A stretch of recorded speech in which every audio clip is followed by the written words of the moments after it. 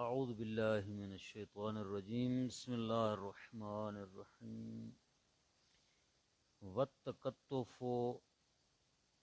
وهو وضع احدى اليدين على الاخرى بحائل وغيره فوق السرة وتحتها بالكف عليه وعلى الزند لإطلاق النهي عن التکفیر الشامل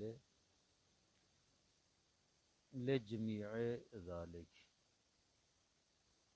الا لتقیۃ فیجوز منہ ما تعدت به بل یجب۔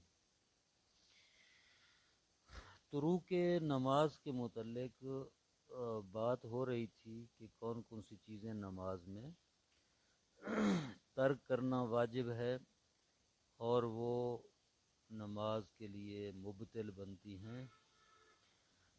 ان میں سے ایک تکتف ہے۔ یہ تکتف مبطل نماز ہے، اس کا ترک کرنا واجب ہے۔ تکتف کسے کہتے ہیں؟ فرما رہے ہیں کہ ایک ہاتھ کو دوسرے ہاتھ پر رکھنا، چاہے ہاتھوں میں کوئی حائل اور رکاوٹ ہو، جیسے دستانے پہنے ہوتے ہیں، یا رکاوٹ نہ ہو، چاہے ناف کے اوپر رکھا جائے، ناف کے نیچے رکھے جائیں ہاتھ،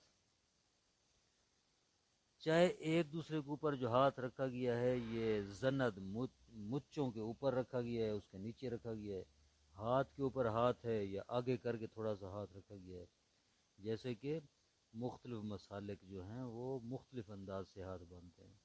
کچھ ہاتھ کے اوپر ہاتھ رکھتے ہیں، کچھ جو ہے وہ کلائی کے اوپر ہاتھ رکھتے ہیں، کچھ ناف کے نیچے رکھتے ہیں، کچھ ناف سے اوپر رکھتے ہیں۔ جس انداز سے بھی ہاتھ باندھے جائیں نماز باطل ہے۔ والتکتف دراصل اس کا عطف پیچھے ترک التکتف، ترک القہقہۃ و ترک التطبیق و ترک التکتف۔ یہ تکتف کو ترک کرنا واجب ہے۔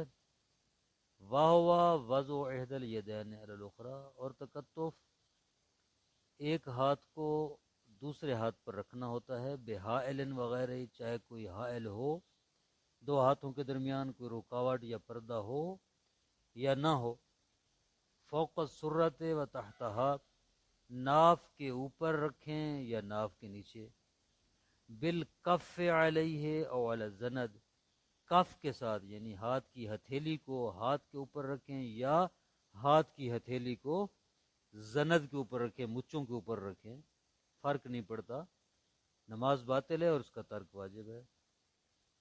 کیوں؟ لِإِطْلَاقِ النَّهْیِ عَنِ التَّکْفِیرِ، کیونکہ ہاتھ باندھنے سے کے متعلق جو نہیں وارد ہوئی ہے مطلق ہے، اس میں کوئی خاص کیفیت کے متعلق بات نہیں ہوئی کہ کس کیفیت کے ساتھ ہاتھ باندھا جائے تو نماز باطل ہے اور ترک واجب ہے۔ بس جس کیفیت کے ساتھ بھی باندھا جائے نماز باطل ہے۔ لِإِطْلَاقِ النَّهْیِ عَنِ التَّکْفِیرِ الشَّامِلِ لِجَمِیعِ ذَلِکَ، ان تمام حالتوں کو شامل ہے یہ نہیں۔ الا لتقیۃ، ہاں اگر تقیہ مقصود ہے تو تقیے کی وجہ سے ہاتھ باندھنا جائز ہے، فیجوز منہ ما تعدت به، بس اتنا تکتف جائز ہے جتنے تکتف کے ذریعے تقیہ حاصل ہو جائے۔ تعدت کا فاعل تقیہ ہے، یہ ضمیر تقیہ کی طرف پلٹ رہی ہے۔ اتنا تکتف جائز ہے جتنے تکتف کے ذریعے تقیہ حاصل ہو جائے، بل یجب، بلکہ کبھی کبھی تقیہ واجب بھی ہوتا ہے، تکتف واجب ہے تقیہ کی وجہ سے۔ وَإِنْ كَانَ عِنْدَهُمْ سُنَّةٌ مَعَ ظَنِّ الضَّرَرِ بِتَرْكِهَا، اگرچہ ان کے نزدیک سنت ہی ہو، لیکن کب ہے؟ مَعَ ظَنِّ الضَّرَرِ بِتَرْكِهَا، اس وقت ہے کہ جب ہاتھ باندھنے کو اگر ترک کر دے تو ضرر کا گمان ہو، اگر ہاتھ نہیں باندھے گا تو اس کو تکلیف پہنچنے کا خطرہ ہو تو اس وقت جو ہے وہ ہاتھ باندھنا واجب ہے۔ لا تبطل الصلاۃ بترکہا، اگر اس پر تکیہ واجب تھا، ہاں تکیہ واجب تھا، تکیے کی وجہ سے ہاتھ باندھنا اس پر واجب تھے، لیکن اس نے تکیہ نہیں کیا، ہاتھ باندھے نہیں ہیں، چھوڑ کر نماز پڑھی ہے، تو اس کی نماز کا کیا حکم ہوگا؟ کہتے ہیں تکیہ ترک کرنے کی وجہ سے گناہ کا مرتکب ہوگا، جو کہ واجب تھا تکیہ کرنا، اس نے ایک واجب کو ترک کیا، اس کا گناہ ہوگا لیکن نماز باطل نہیں ہوگی۔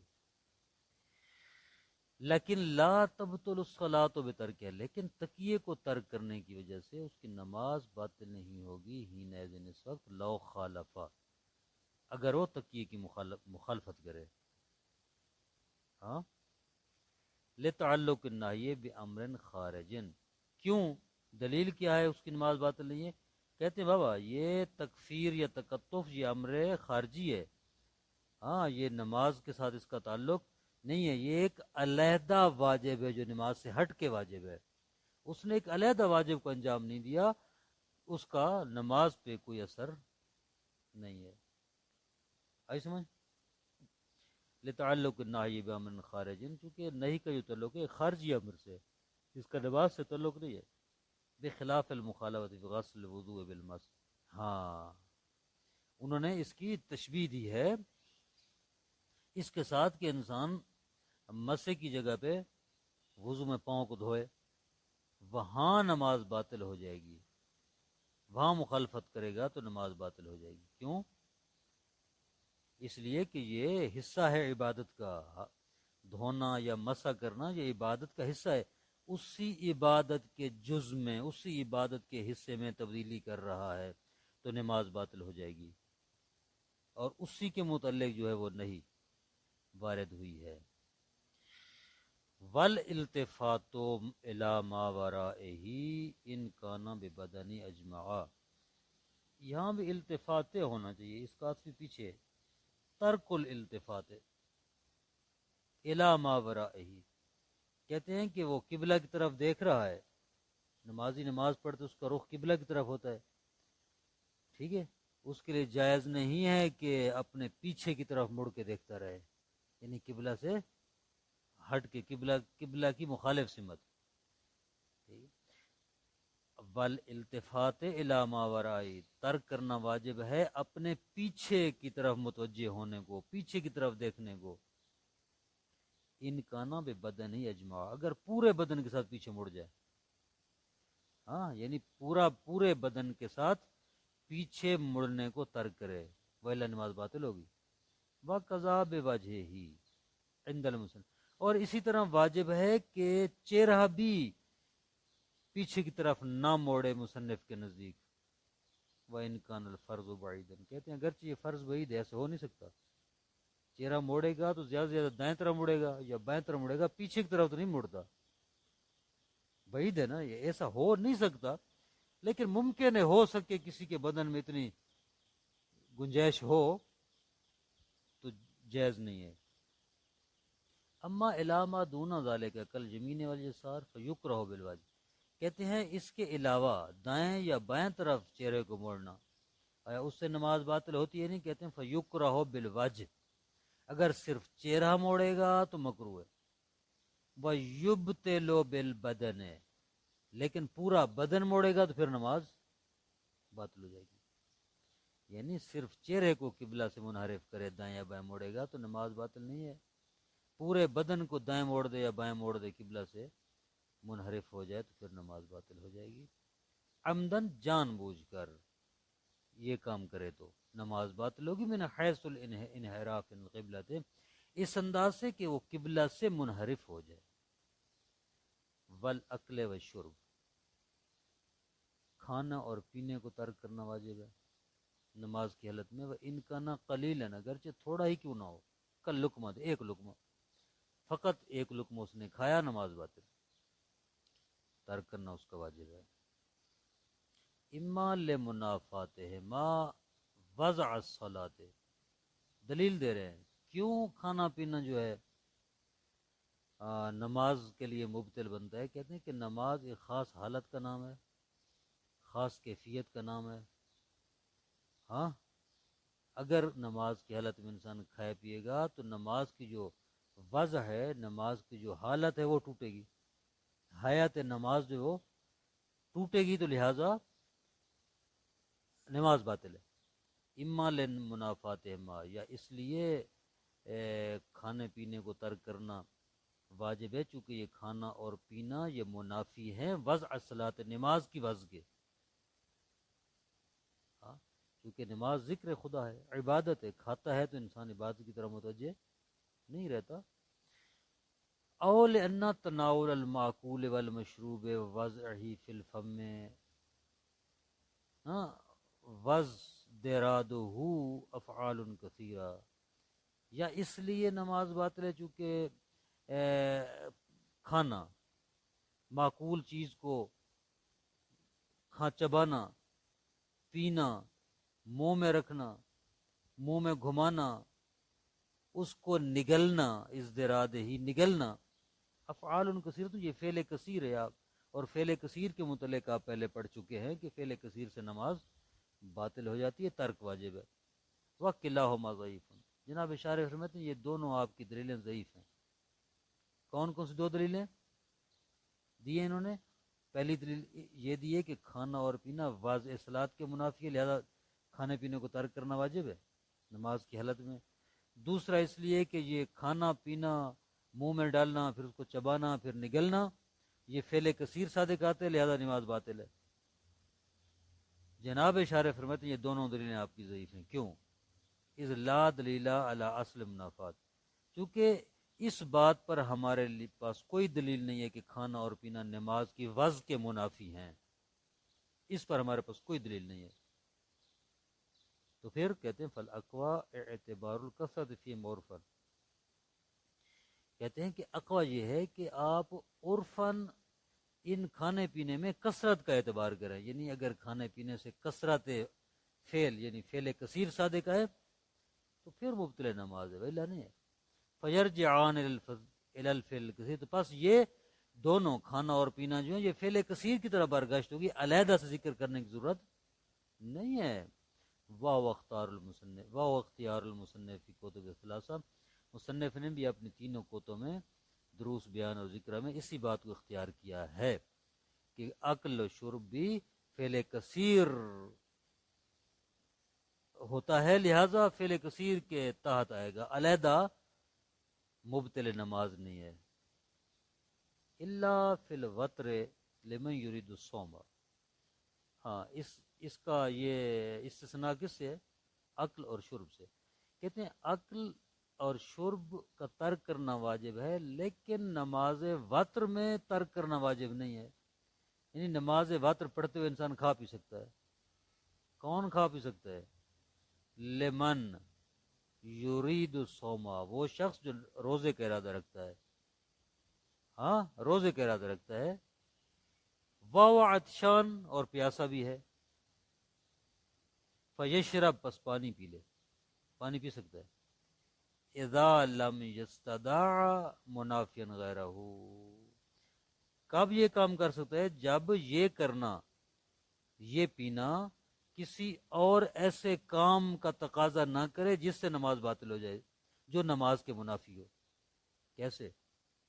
بھائی نماز وتر پڑھ رہا ہے، آگے ٹائم ختم ہونے والا ہے سحری کا، نماز وتر کی اس نے نیت کی ہوئی ہے، تو اسی دوران وہ اگر پیاسا ہے پانی پی سکتا ہے، اگر نہیں پیے گا تو کل اس کو دن کو مشکل کا سامنا کرنا پڑے گا، تو پانی پی سکتا ہے۔ لیکن اس کی شرط یہ ہے کہ پانی پینے کی حالت میں کوئی ایسا کام کرنے پر مجبور نہ ہو جو منافی صلاۃ ہے، مثلا قبلہ رخ سے انحراف صادق نہ آئے، یا فعل کثیر صادق نہ آئے، وغیرہ وغیرہ، ٹھیک ہے؟ تو پھر جو ہے پانی پینا جائز نہیں ہوگا۔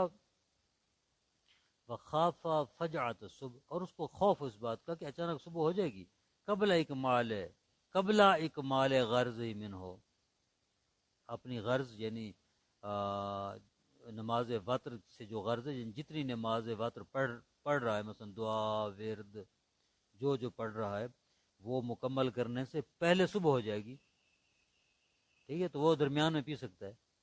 ولا فرق فی بین الواجب والندب، اس میں کوئی فرق نہیں ہے کہ وہ واتر مستحب ہے یا واجب ہے؟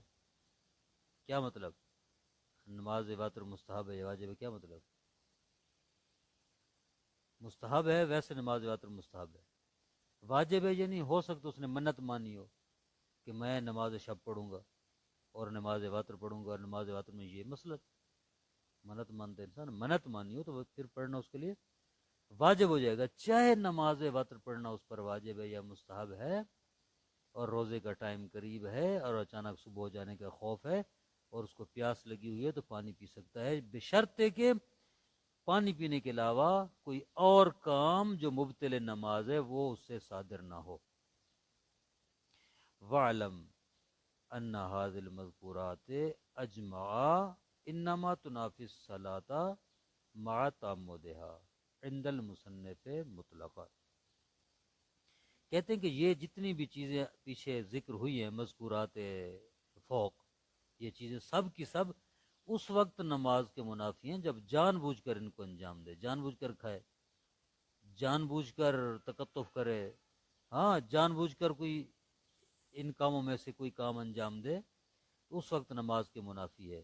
عند المصنف، مصنف کا ذکر مطلقاً یعنی یہ تمام چیزیں، جتنی چیزیں جتنی بھی پیچھے تروک صلاۃ آئے ہیں سارے اس وقت نماز کے منافی اور مبطل صلاۃ ہوتے ہیں جب جان بوجھ کر انجام دے.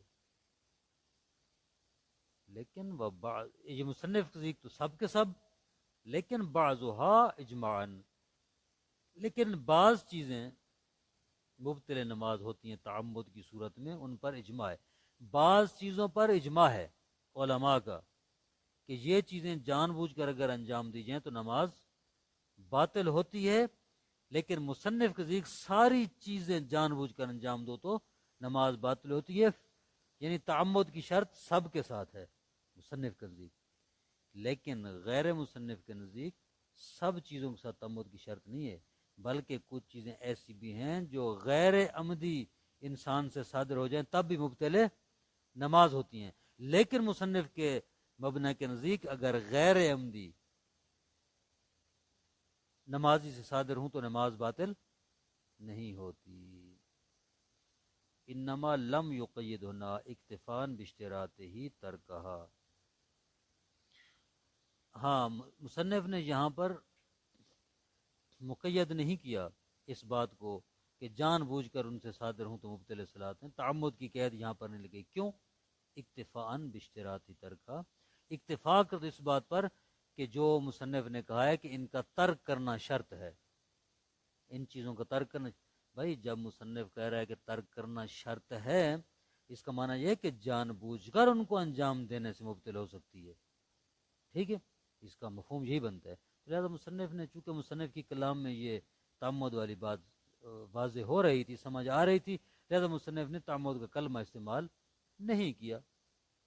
فإن ذلك يقتضي التکلیف به المتوقف الذکر، کیونکہ یہ چیز تقاضا کرتی ہے، یعنی ان کو ترک کرنے کی شرط لگانا اس بات کا تقاضا کرتی ہے کہ جو تکلیف ہے جو انسان کا واجب ہے وہ موقوف ہے کس پر؟ یاد دہانی پر، کہ اس کو یاد ہے تو تب انسان ترک کر سکتا ہے. اگر انسان کو یاد نہیں تو ترک کر سکتا ہے؟ بھئی ایک چیز انسان کے ذہن میں ہی نہیں تو اس کا ترک کرنا اور ترک نہ کرنا تصور نہیں کیا جا سکتا نا. اس وقت ترک کرنا واجب جب انسان کو یاد ہے، یاد ہوگا تو ترک کرے گا، نہیں ہوگا تو کیسے ترک کرے گا؟ خود اس ترک کرنے کی شرط لگانا، اس کے اندر تعمد والی بات چھپی ہوئی ہے. لأن الناسی غیر و مکلف ابتدان، چونکہ ناسی بھول جانے والا تو اصلی مکلف بھی نہیں ہے، شروع سے ہی وہ مکلف نہیں ہے. نعم الفعل الکثیر ربما توقف المصنف فی تقیید بالعمد، ہاں فعل کثیر کے متعلق مصنف نے توقف کیا ہے اس بات میں کہ اس کو مقید کرتا عمد کے ساتھ، مصنف نے مقید نہیں کیا. کیوں؟ لأنه اطلق فی البیان، چونکہ بیان میں، کتاب بیان میں مصنف نے مطلقاً کہا ہے فعل کثیر کے بطلان کی بات، مطلقاً باطل ہے، چاہے جان بوجھ کر فعل کثیر انجام دے یا غیر عمدی طور پر فعل کثیر انجام دے نماز باطل ہو جائے گی. تو اس لیے مصنف نے یہاں پر اس کو مقید نہیں کیا. نصب القید فی ذکر الاسباب، کتاب ذکر مصنف نے یہ جو تقیید عمد ہے اس کی نسبت علماء کی طرف دی ہے، یعنی وہاں یہ کہا ہے کہ علماء کہتے ہیں اصحاب کہتے ہیں کہ عمدن اگر یہ فعل انجام پائیں تو نماز باطل ہوتی ہے، غیر عمدی اگر یہ فعل انسان سے صادر ہو تو نماز باطل نہیں ہوتی. وہاں پر قید لگائی ہے، لیکن نسبت دی ہے علماء کی طرف. علماء یہ کہتے ہیں. اور پھر دروس المشہور، دروس میں مشہور کی طرف نسبت دی ہے اس قید کی. وہ پھر رسالت الالفیت جعلوا من قسم المنافی مطلقاً، اور رسالہ الفیہ مصنف نے اس کو نماز کے منافی چیزوں میں سے بیان کیا ہے مطلقاً. ولا یخلو اطلاقو ہنا من دلالت علی القید الحاقا له بالباقی. اور یہاں لمح میں مصنف کا مطلقاً کہنا یہ اس بات سے خالی نہیں ہے کہ قید پر دلالت کرتا ہے باقی کے ساتھ ملحق کرتے ہوئے. ٹھیک ہے نا جی. یعنی یہاں پر جو مصنف نے مطلقاً ان کے ترک کو شرط قرار دیا ہے، یہ اطلاق دلالت کرتا ہے اس بات پر کہ عمد کی قید ہونی چاہیے. یعنی جان بوجھ کر اگر ان کو ترک نہ کرے، کھانے کو ترک نہ کرے، پینے کو ترک نہ کرے، تو تب نماز باطل ہوگی. نعم لو استلزم الفعل الكثير ناسیا ان میں صورت صلاۃ رأسا توجہ البطلان. ہاں اگر فعل کثیر بھول کر انسان انجام دے، اور وہ بھول کر فعل کثیر کا انجام دینا نماز کی صورت اور نماز کی حالت کو منہدم اور خراب کرنے کا موجب بنے، تو توجہ البطلان و ایزان، اس صورت میں بھی نماز کا باطل ہونا متوجہ ہے، قوی ہے. لیکن الاصحاب اطلقوا الحکم، لیکن علماء نے حکم کو مطلق قرار دیے. یہاں پر شرط نہیں لگائی اس بات کی کہ فعل کثیر اگر نماز کی صورت کو خراب کرنے کا موجب ہو تو مبتل نماز ولا نہیں ہے. باقی علماء نے یہ بات نہیں کی. صلی اللہ علی محمد وآلہ وسلم. بلکہ علماء نے کہا ہے کہ مطلقاً فعل کثیر مبتل نماز ہے، چاہے واضح صلاۃ کو خراب کرے یا نہ کرے. السلام علیکم ورحمۃ اللہ وبرکاتہ.